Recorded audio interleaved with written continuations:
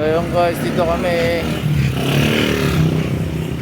mapapacheck up kami kay King Boy kasi may sakit siya 2 araw na. Oo, King, look. Mapacheck up muna tayo, boy. Ayo, okay, King. So kami ngayon, guys.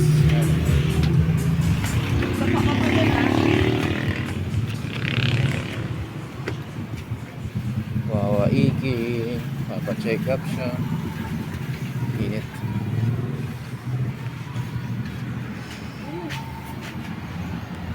Ayan guys, dito kami ngayon magpapalaboratory kami kasi kailangan malaman yung sakit ni King Boy kung mayroon ba siyang dengue, just to confirm lang. So we are now here, magpapalaboratory kami with King Boy. Ayan sila sa loob, mami. So yun guys, bibili tayo ngayon ng urine bag kasi si King Boy kailangan kunan siya ng ihi. So, dahil baby pa naman siya, mahirap sa ano, kaya bibili tayo ngayon.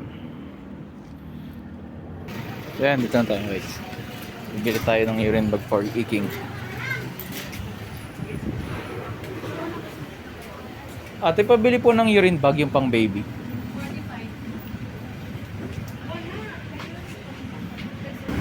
Ay, kuya, pwede pong makabit. Labas lang po. Thank you. Guys, dito na tayo. Kailangan natin palaboratory kasi titingnan natin kung may dengue siya wala. Ah, ito na. Siya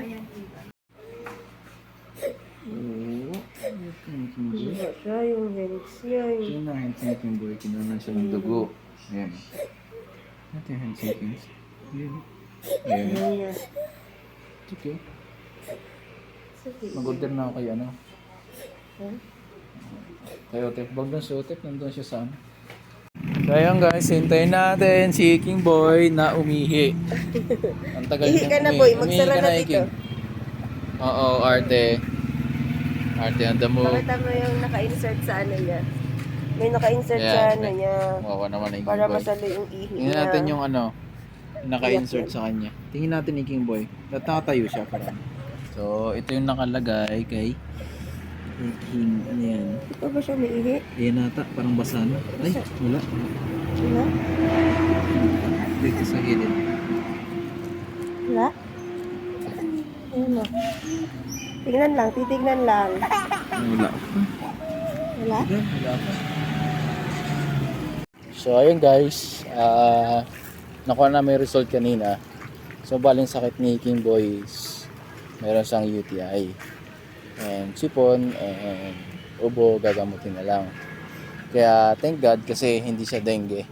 Kasi kanina dahil sa ano pabalik-balik na lagnat niya, tataas, bababa, tataas. May isa sa mga symptoms yun ng dengue. Pero thank God kasi hindi naman siya dengue. So yan ni King Boy. Hindi siya papagal niya si King Boy. Ang kailangan niya lang is maraming tubig. Yan ni King Boy, tingnan dito. Yan ito to. Nangina pa siya guys. Nangina siya guys. So the best talaga guys is maging ano tayo, nature lover tayo guys. Iwas tayo sa mga ano, sa masyadong maalat. Iwas tayo sa mga tubig na nabibili. Mas maganda from nature talaga. So, yan yung suggestion din ng doktor. Kaya, ingat, stay in good health. King Boy, tingnan na dito.